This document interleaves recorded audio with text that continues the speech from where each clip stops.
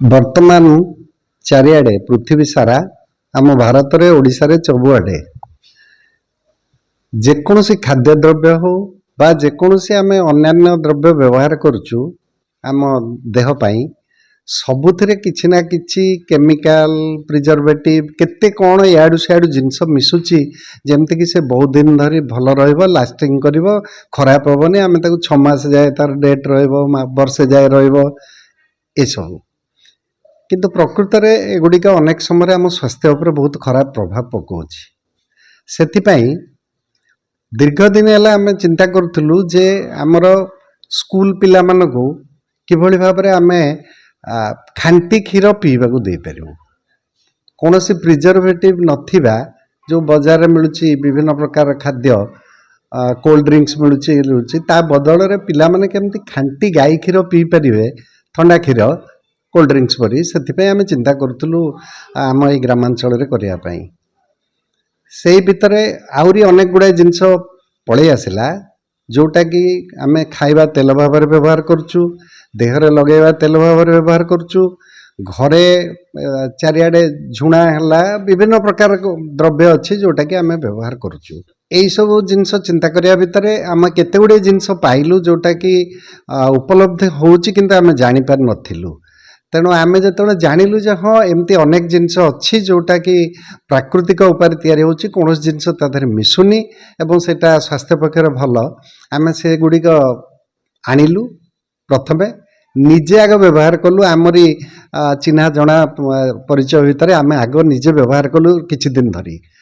କଲା ପରେ ଆମେ ତାର ଯାହା ଯାହା ଗୁଣବତ୍ତା ଅଛି, ଯାହା ସୁବିଧା ଅଛି, ତା ଦେହରେ ଯାହା ଭଲ ତାର ସବୁ ଦିଗ ଅଛି ସବୁଗୁଡ଼ିକ ନିଜେ ପରୀକ୍ଷା କରି ପ୍ରଥମେ ସନ୍ତୁଷ୍ଟ ହେଲୁ ଯେ ନାଇଁ ପ୍ରକୃତରେ ଯାହା ଏ ସମ୍ପର୍କରେ କୁହାଯାଉଛି ତାହା ସତ୍ୟ।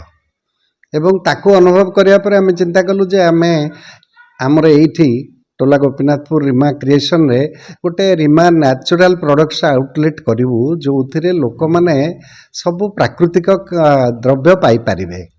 ଏବଂ ସେଥିପାଇଁ ଆମେ କଟକରୁ, ବାରିପଦାରୁ, ମୟୂରଭଞ୍ଜ ତାଙ୍କର ସୋସାଇଟି ଅଛି, ଆଦିବାସୀ ଯେଉଁମାନଙ୍କର ସୋସାଇଟି ଅଛି ସେ ସବୁରୁ ଏମିତି ବିଭିନ୍ନ ଜିନିଷ ଆଣିଲୁ ଯେଉଁଟାକି ସମ୍ପୂର୍ଣ୍ଣ ଭାବରେ ପ୍ରାକୃତିକ ଭାବରେ ତିଆରି ହେଇଛି।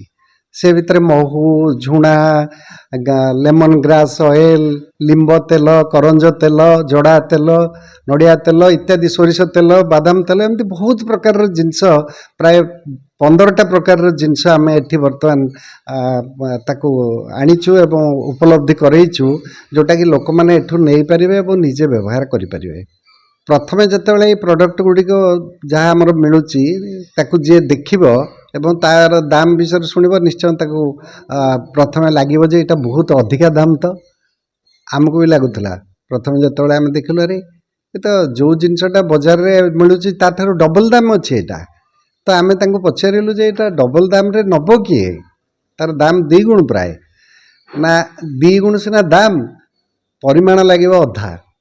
ତେଣୁ ଆପଣ ଯେତିକି ପଇସା ଖର୍ଚ୍ଚ କରୁଛନ୍ତି ସେଇଥିପାଇଁ ସେଇ ଜିନିଷକୁ ବ୍ୟବହାର କରିବାରେ ତାର ଅଧା ଦାମରେ ଏଇଟାରେ ହେଇଯିବ ଏବଂ ଦେହକୁ କମ୍ ଯିବ। ଗୋଟେ ତେଲ, ଖାଇବା ତେଲ ଯେତେ ଦେହକୁ କମ୍ ଯିବ କିନ୍ତୁ ତା ଦେହରେ ରୋଷେଇ ଭଲ ହେବ, ସୁସ୍ୱାଦୁ ହେବ, ଗ୍ୟାଷ୍ଟ୍ରାଇଟିସ୍ ହେବନି। ଆମର ତ ଏବେ ସବୁ ଜିନିଷରେ ଗ୍ୟାସ୍ ଗ୍ୟାସ୍ ଗ୍ୟାସ୍, ସମସ୍ତେ ଚାରିଆଡ଼େ ବ୍ୟସ୍ତ ବିବ୍ରତ, ଗ୍ୟାଷ୍ଟ୍ରାଇଟିସ୍ ହେବନି ଏବଂ କମ୍ ପରିମାଣର ତେଲ ଆମ ଦେହକୁ ଯିବ ଏବଂ ଦେହ ସୁସ୍ଥ ରହିବ।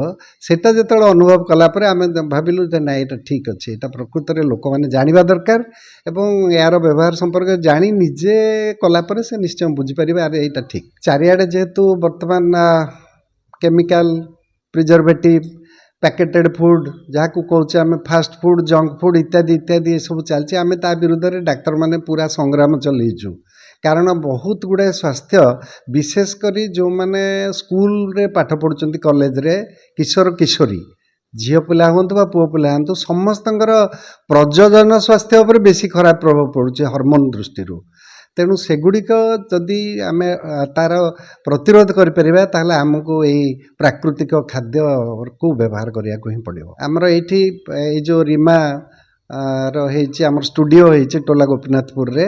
ତ ସେଠି ଆମର ରିମା କ୍ରିଏସନ୍ ଯେଉଁଟା ନ୍ୟାଚୁରାଲ ପ୍ରଡ଼କ୍ଟ ଆଉଟଲେଟ୍ କରାହେଇଛି, ସେଠି ସବୁ ମିଳୁଛି ଏବଂ ସେମାନେ ଆସି ମଝିରେ ମଝିରେ ଏଠୁ କଣ୍ଟାକ୍ଟ କରି ଆସିକି ନେଇପାରିବେ, ଫୋନ୍ରେ କଣ୍ଟାକ୍ଟ କରି ଆସିପାରିବେ, ଆସି ନେବେ। ସେଟା ଆର ମାର୍କେଟରେ କୋଉଠି ବିକ୍ରି ଖୋଲା ସେମିତି ବିକ୍ରି ପାଇଁ କୋଉଠି ଖୋଲାଯିବ କି ଆଗାମୀ ଦିନରେ? ବର୍ତ୍ତମାନ ପାଇଁ ଆମର କୌଣସି ସେମିତି ଆମେ କିଛି ଭାବିନୁ, କାରଣ ଏହାର ପପୁଲାରିଟି ସେତିକି ଆସିବା ଦରକାର। ଯେଉଁଟା ମୟୂରଭଞ୍ଜ କଥା କହିଲି, ସେ ତ ଓର୍ମାସ ତା'ର ଷ୍ଟଲ୍ କରେ, ବାଲିଯାତ୍ରାରେ ପଡ଼େ, ଭୁବନେଶ୍ୱରରେ ବି ପଡ଼େ, ବିଭିନ୍ନ ଜାଗାରେ ସେଇଟା କିନ୍ତୁ ମଝିରେ ମଝିରେ ପଡ଼େ, ନିୟମିତ ମିଳିବାର ସୁବିଧା ନଥାଏ। ବାଲିଯାତ୍ରାରେ ତାଙ୍କର ଷ୍ଟଲ୍ ଖୋଲେ, ଭୁବନେଶ୍ୱରରେ ଯେତେବେଳେ ସବୁ ବିଭିନ୍ନ ମେଳା ହୁଏ ତା ଦେହରେ ବି ପଡ଼େ, କିନ୍ତୁ ଅନ୍ୟ ସମୟରେ ମିଳିବାଟା କଷ୍ଟକର ହୁଏ। ଗ୍ରାମାଞ୍ଚଳରେ ମିଳିବାଟା ଏକଦମ ଅସୁବିଧା। ତେଣୁ ଆମେ ଚେଷ୍ଟା କରୁଛୁ ଏଇଠି ଆମର ଗ୍ରାମାଞ୍ଚଳରେ ମିଳିବା ପାଇଁ ନିଶ୍ଚିତ ଭାବରେ। ଯଦି ସେଇଭଳି ଭାବରେ ଏହାର ବ୍ୟବହାରଟା ବଢ଼ିବ, ଅଧିକ ତା ପ୍ରତି ଡିମାଣ୍ଡ ରହିବ, ତାହେଲେ ନିଶ୍ଚିତ ଭାବରେ ତା'ର ବିଭିନ୍ନ ଆହୁରି ଅଧିକା ଖୋଲା ଯାଇପାରିବ ବା ଅଧିକ କିଏ ବି ନେଇ କେଉଁଠି କରିପାରିବେ।